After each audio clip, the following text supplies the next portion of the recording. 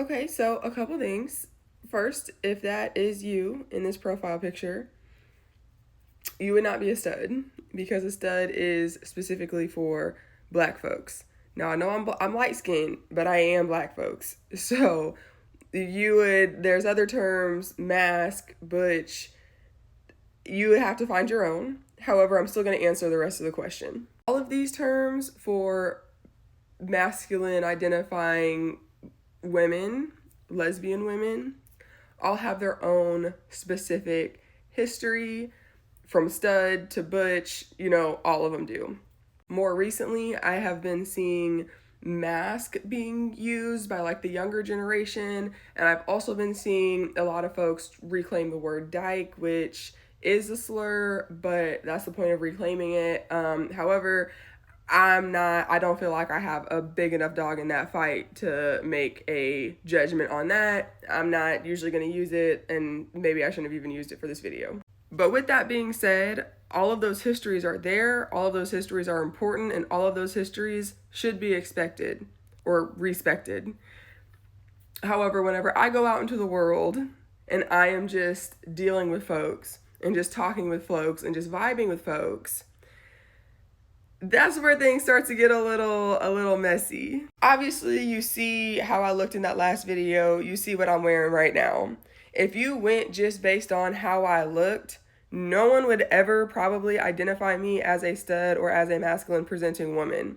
However, when you get to know me, especially because this is something me and my girlfriend have talked about, I have traditionally talked with black masculine women who also grew up in like the city. All right, I'm from the country. There's a joke about, the biggest butch you see is either a lesbian or somebody's grandma. Because of the way they dress, they got the short hair, they are married to them flannels, and usually might even have on some work boots. But they've been married to a man for 30 years and been a fantastic homemaker all that time. So for me, the way that I show up in the world is generally more masculine than a femme who probably grew up in like the suburbs or in the city. I can do the heavy lifting. I can get the bug out the house, except spiders. I do not fuck with spiders for real. And so some of those things that we might more stereotypically put on mask folks or think about as more like mask identified behavior or just like ways of being, I will do those things. On top of that, I was raised around, I do have two sisters, but we were around our like 6 or 7 male cousins and brothers. And then I also hung out with a lot of male friends in like high school and earlier on in college. So there's a little bit of the way that I act, the way that I talk, the way that I joke around, and even the way that I kind of like flirt and stuff is a little bit more masculine. And I don't want to say mask in the way of like mask lesbians, because it's definitely more toxic masculinity to reflect the men that I grew up around. And I'm working on that. I'm working on myself, I promise. Most of the women that I have talked to or dated have identified as studs. My current girlfriend does not. But all of those people, whether we were in an actual relationship or even just like being friends with folks that had that identity, it always got to a certain point where it felt like it started feeling like it was maybe turning into some kind of like pissing contest, even though they weren't even sure who they were competing with, because in their head they were like, but this is a femme. But then I could just see it in their face, in their reactions and the things that they were saying, where it was like, hold on, you're not supposed to do that. You're not supposed to act that way because you're a femme. I was just talking about this. There was a little kickback that I was at, and it was maybe like 10, 12 people there. It was like half and half, femmes and studs. And it was interesting to see the way that everyone responded to me, because the femmes who were there were very much femmes. Makeup done, hair done, nails done, look cute. And the studs who were there were very much studs.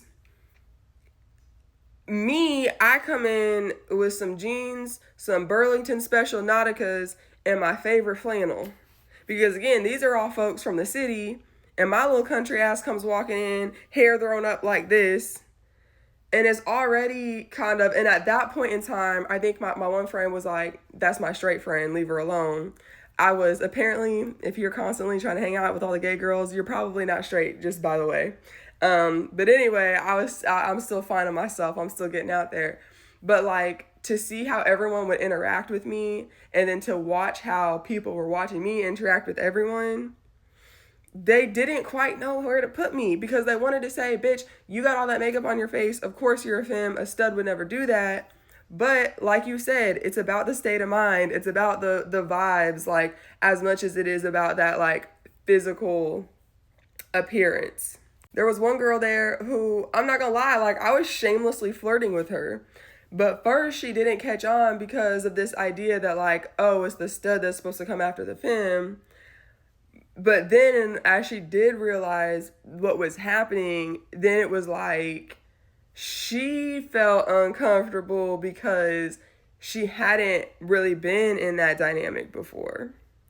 So then I think the way that I physically appear, as well as the way that I act, also challenges a lot of people's internalized homophobia, because that's something that we all have. We have all been raised in an extremely homophobic country, society, our schools, the things we consume in the media. So there are things that we need to think about and that we need to deconstruct.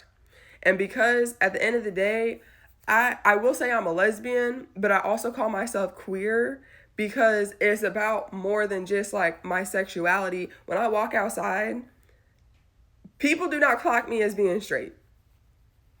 They don't. And even if, because I grew up in a small town, so even being in a place where maybe they didn't have the words, or maybe they didn't even have enough interactions or see enough representation of gay people to actually call it gay, they knew I was not on the same type of shit they was on.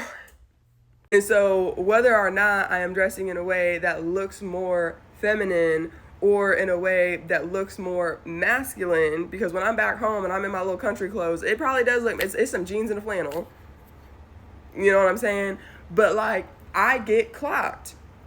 And so if you are a person, regardless if you are a femme or a stud or whatever else you want to identify as, if you are not okay with standing next to queerness, regardless of how I'm showing up that day, you are not going to be comfortable standing next to me.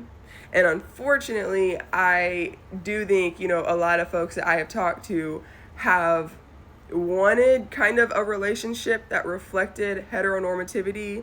So with most of these folks identifying as studs, they really, really, really wanted me to be a femme of all femmes and reflect that heteronormativity. And when they started to get to know me more and realize that that was not me, it made them very uncomfortable. It was too gay. That's something a lot of them will say. It's too gay. So for you being in that masculine side, as you are talking to femmes, because femmes will do it too. It's femmes out here that want to call they still want to say my man, my man, my man, knowing that with a little girl. You know what I'm saying? So as you find your identity, do not date. Find your identity. And then you can start introducing other people in, because we're all human, and we find somebody, we like them, we think they're cute, we call ourselves falling in love, and then we try to mold ourselves to be a version of ourselves that can fit in with this person, even if maybe it's just not gonna work. You know what I'm saying?